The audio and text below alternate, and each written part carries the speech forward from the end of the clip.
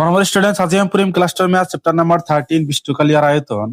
তো স্টুডেন্টস এটি চ্যাপ্টার উদাহরণ নাম্বার 1 পড়িছি। আজ আমি তোমালোকক উদাহরণ নাম্বার 2 করে দিম। উদাহরণ নাম্বার 2 কি করে চাবা, চিত্র 13.7 ৰ দুটা গোটা বস্তু। এটি হল চিত্ৰ 13.7। গোটা বস্তু কিমান আছে, অৰ্ধগোলক আছে আৰু ঘনক আছে। এটা ঘনক আৰু এটা অৰ্ধগোলকৰে নিৰ্মাণ কৰা এটা নকশাৰ ভূমি 5 সেন্টিমিটাৰ। এই ঘনকটোৰ ভূমি কিমান দি আছে, 5 সেন্টিমিটাৰ দি আছে।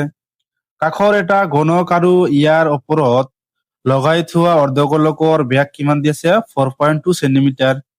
এই অৰ্ধগোলকৰ ব্যাস কিমান দি আছে, 4.2 সেন্টিমিটাৰ। ব্যাসাৰ্ধ কিমান হ'ব, এটা আমি 2 ৰে ডিভাইড কৰিম, যেটো ওলাব সেইটো আমাৰ কি হ'ব, ব্যাসাৰ্ধ। নকশাটোৰ মুঠ পৃষ্ঠকালি নিৰ্ণয় কৰা ধৰা পাই ইজ ইকুয়াল টু 22/7। পাইৰ মানে কিমান ধৰিব গৈছে, 22/7। তো ষ্টুডেন্ট যেটো আমি তোমালোকক উলিয়াই দিম। তো ষ্টুডেন্ট এইটো আমাক কি ওলাব কৈছে, নকশাটোৰ মুঠ পৃষ্ঠকালি ওলাব কৈছে। চাবা ষ্টুডেন্ট তোমালোকক আমি উলিয়াই দিম। তো ষ্টুডেন্ট আমি লিখি লৈছো যে দিয়া আছে গণকৰ বাহুৰ দিক কিমান দি আছে, 5 সেন্টিমিটাৰ আৰু অৰ্ধগোলকৰ ব্যাস কিমান দি আছে, 4.2 সেন্টিমিটাৰ। তেনেহলে অৰ্ধগোলকৰ ব্যাসাৰ্ধ কিমান হ'ব, লিখি দিয়া ব্যাসাৰ্ধ।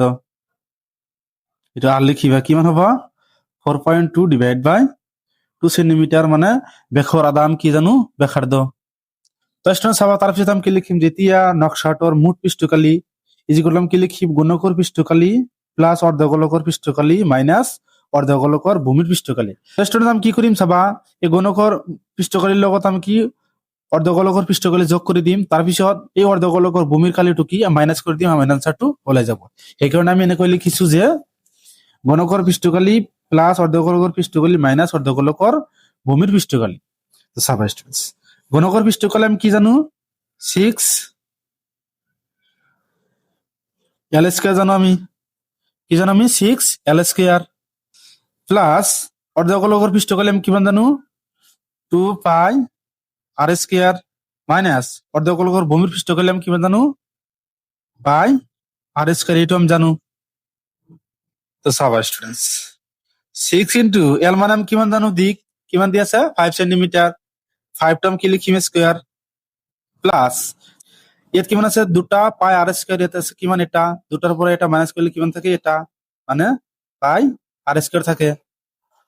তাৰপিছত চাবা স্টুডেন্ট আমি কি মান বহাই দিম, 6 ইন্টু 5 স্কয়ার কৰিলে কিমান হ'ব, 25 প্লাস পাই মানে আমি কিমান জানো, 22/7 ইন্টু আর মানে আমি কিমান জানো, 4.2/2। এটা আমি ডবল লিখিম, যেহেতু স্কয়ার আছে। 4.2/2 ইন্টু 4.2/2। তো চাবা আমি 2 ৰে এইটো ডিভাইড কৰি পাৰো, কিমান হ'ব, 11। তাৰপিছত আমি 2 ৰে আমি ইয়াক ডিভাইড কৰো, কিমান পাম আমি, 2.1 পাম। 7 ৰে যদি 4.2 ডিভাইড কৰো তেনেহলে কিমান পাম, 0.6 পাম, এইটো আমি পাম।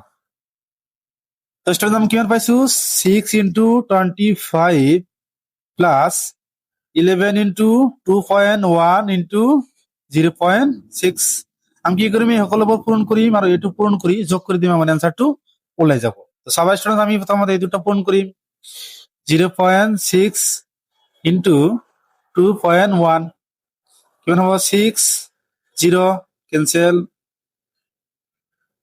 2 6 আর 12 4 2 হাতে থাকে 1 0 1 6 2 1 1 2 কিমান ঘৰ পিছত পয়েন্ট আছে, দুটা। তেনেহলে ইয়াতে কিমান হ'ব, দুটা ঘৰ পিছত পয়েন্ট হ'ব।